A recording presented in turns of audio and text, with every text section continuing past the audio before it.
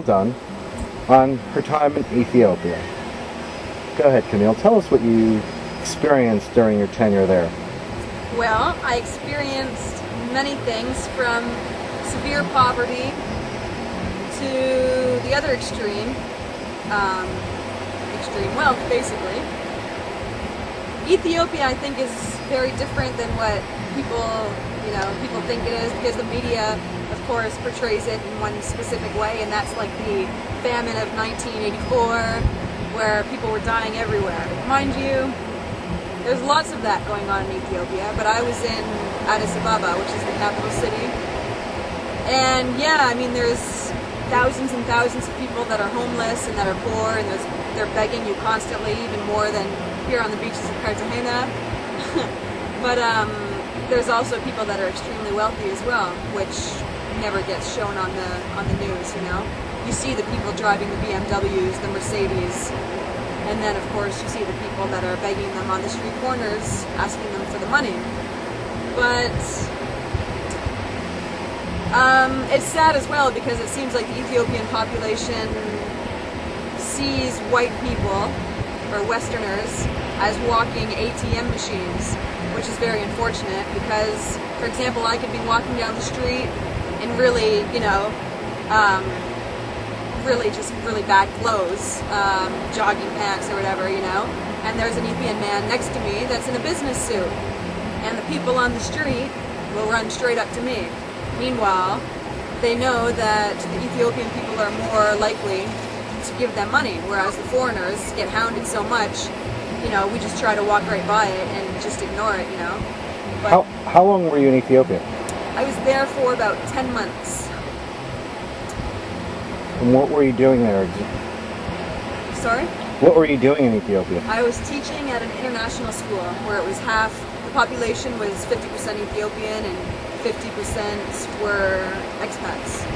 Alright, so as I was saying, the school population in Ethiopia was about 50% expat, 50% expat and 50% locals. Now in my class alone there were I think I had 29 students, and I had 14 nationalities represented in the class, most from Africa, well, half from Ethiopia and the other half mostly from different countries in Africa.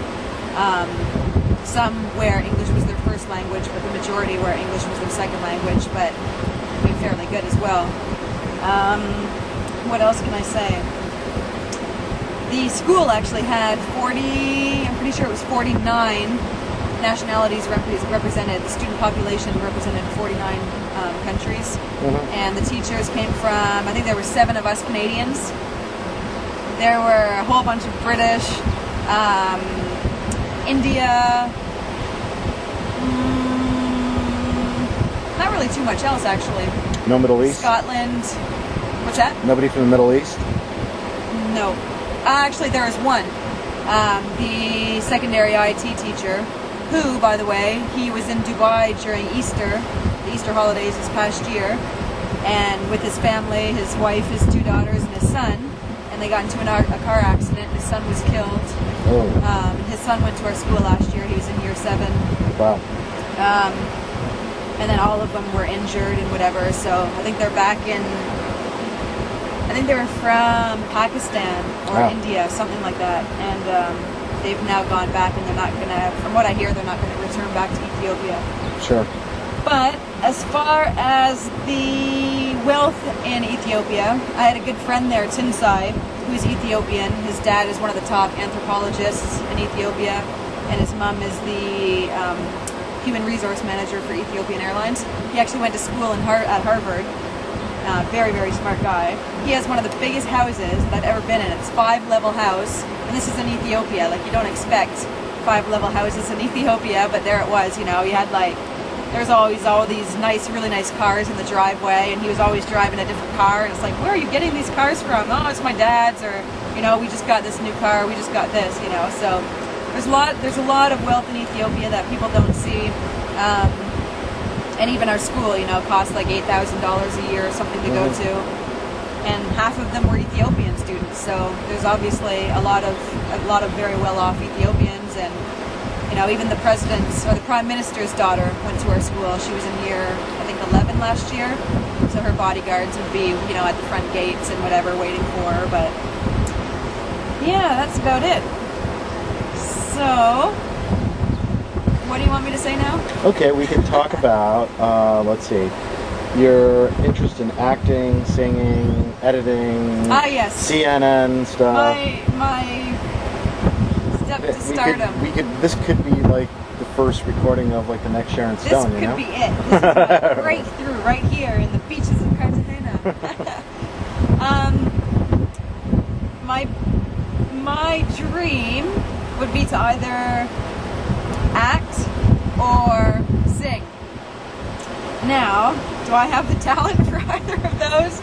I have no idea. But I know I do have the talent for being a war correspondent. I'd love to be in Afghanistan or Iraq, reporting live from the center of things, where all the hot things are taking place. And I don't know why people think I'm really weird, and I don't know, I just think it would be super cool, and I love being in situations like that. I actually find myself following or chasing situations like that, such as when I was in Ethiopia and all the post-election stuff was happening, and I went to try and find where all the trouble was, and chasing riot police in Buenos Aires to see where they were going, just being in Lebanon when a bomb exploded.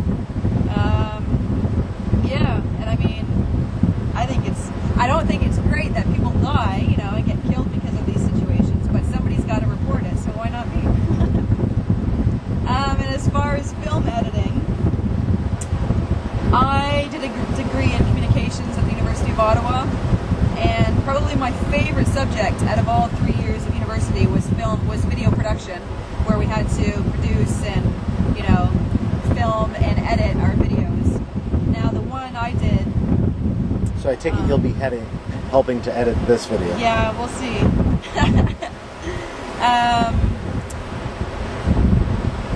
So we did this one video where it was like a spoof of all kinds of different scary movies before Scary Movie came out, so we should be getting the royalties from that movie.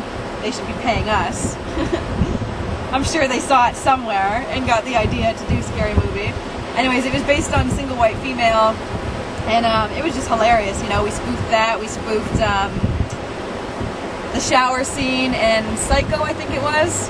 So I was in the shower, and the killer came at me with a kitchen knife, but she was really asking where the knife sharpener was in the kitchen. She wasn't going to stab me. Come on, people. It's university. And then, so we did the editing for that, and I loved it. We were using Adobe Premiere, which is, it's alright. And the worst thing about it, though, and this is where I learned to make sure you save your work after every 10 minutes or so, because at the time it was my first time doing it, and I had no idea. I'd never used Adobe Premiere before, and never really had any issues with computers before making me lose my work, but this one made me, when I didn't save it, the computer crashed one day, and I would say I had been working on it for about 5 hours, and all 5 hours worth of work gone. So after that, after I redid everything, save, every probably 10 minutes, saved it. But obviously it was disappointing that I lost everything, but because I love film editing so much, I wasn't really too fussed by it. I was able to do it again and not really care, because it was fun doing the different transitions and cutting and whatever. So putting it all together, and ended up got an A+. Oh yeah.